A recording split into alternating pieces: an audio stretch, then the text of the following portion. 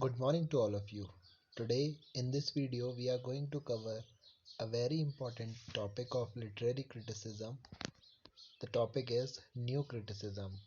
We will try to cover all the major concepts and related to video related to this concept. This video will be in two parts and this will be the part 1 of the complete new criticism videos. So I would want you to listen this video very carefully and if you find this video helpful, do like this video and subscribe to my channel. So without any further ado, let's begin the video. So in this video, we are going to cover Introduction to New Criticism, William Empson, Ivor Armstrong Richards, Kenneth Brooks, F.R. Lewis, Wimsatt and Beardsley. So all these writers and the major concepts related to new criticism we will try to cover in this single video. So let's move further. So the introduction. So the new criticism, which was formerly known as the formalist criticism or American formalism in 1920s, was a criticism movement which was related to criticizing a text.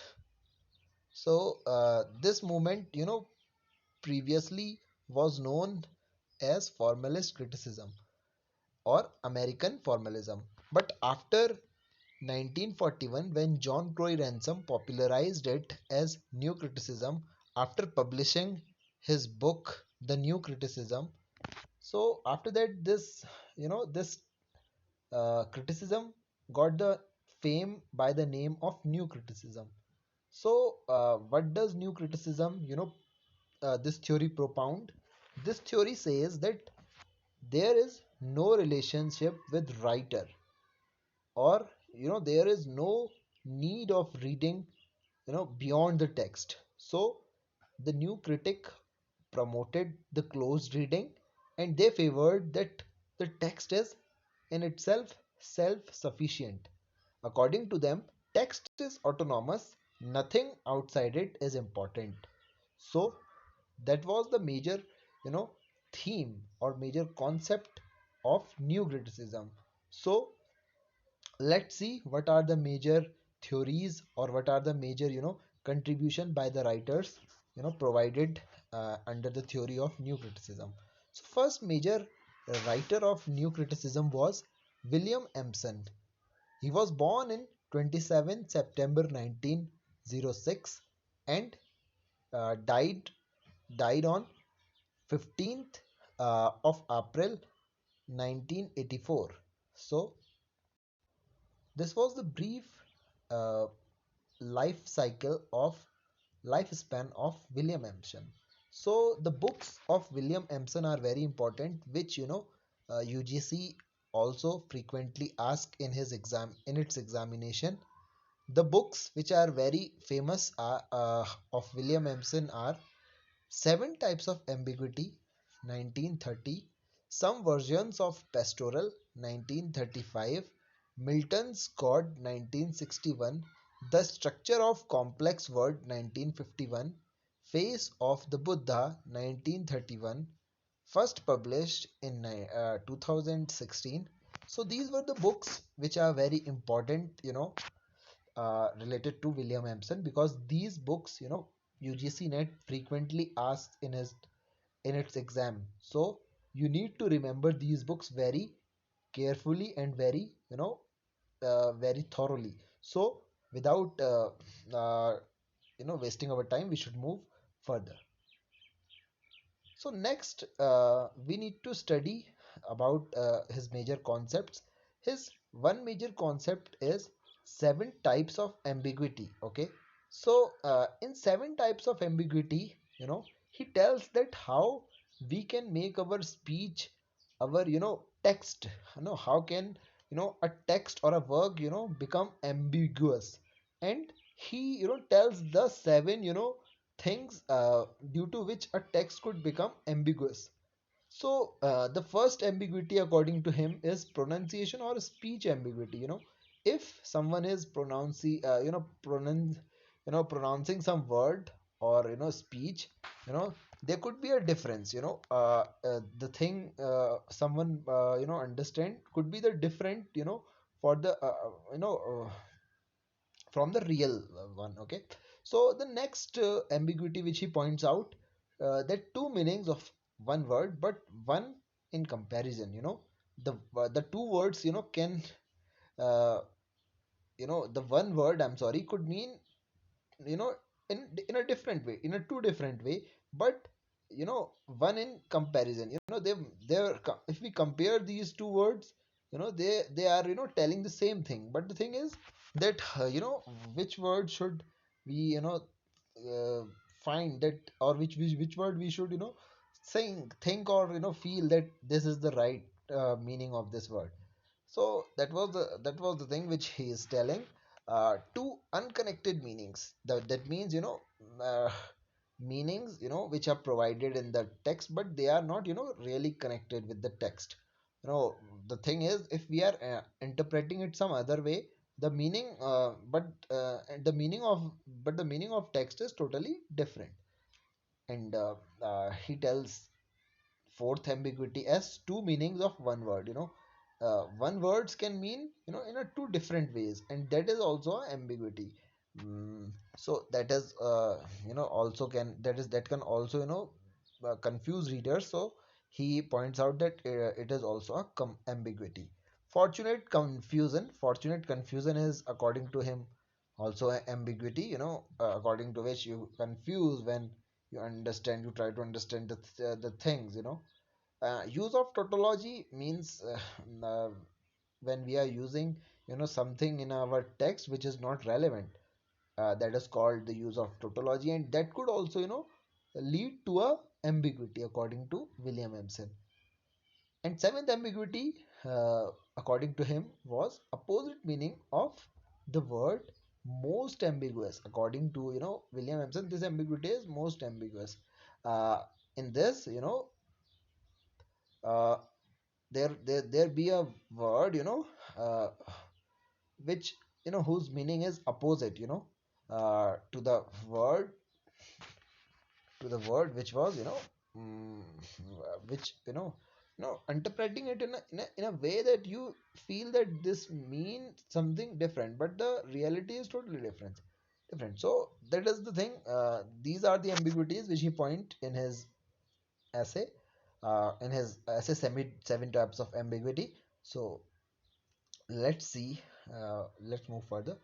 So yes, these were the things. So after this, we should move further.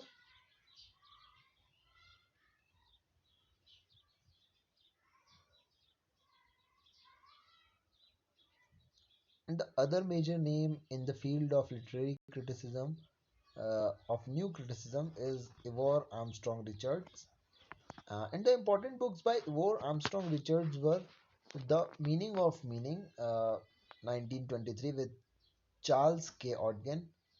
Uh, these are the very important books, you need to remember them.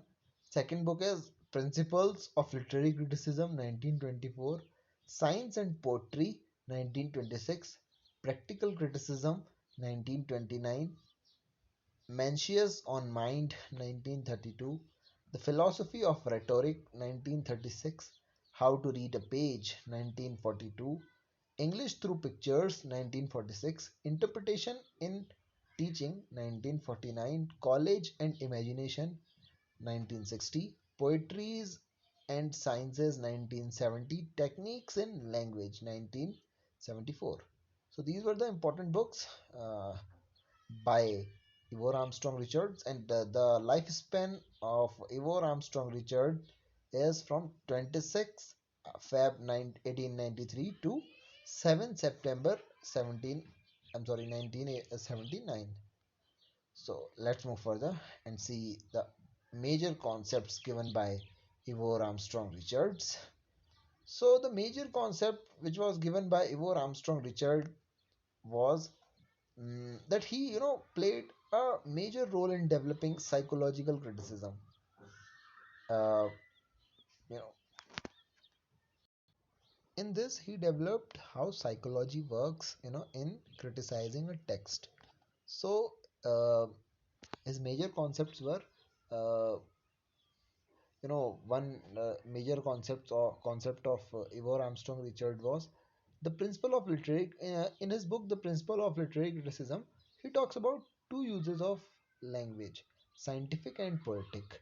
Uh, According to him, scientific language is fact to fact language, therefore, it is more logical.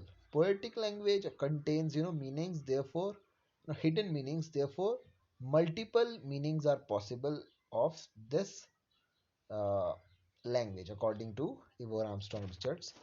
Uh, one major one major concept or one major experiment done by uh, Ivor Armstrong Richards was, his experiment on which he shared on his book Practical Criticism with students, and developed the concept of new criticism in his book uh, Practical Criticism. In with the help of this, he develops a new concept in criticism. The observation of that experiment was making plain sense of language, sensuous apprehension, difficulties presented by imagery principally visual imagery in poetic reading, persuasive influence of mnemonic irrelevancies, critical trap also called creating prejudice good or bad, stock response, sentimentality, inhibition, doctrinal adven- adventions, technical presuppositions on the basis of facts, general preconceptions from theory. So let's see other major concepts by Ivor Armstrong Richards. He provided that four kinds of meaning are possible.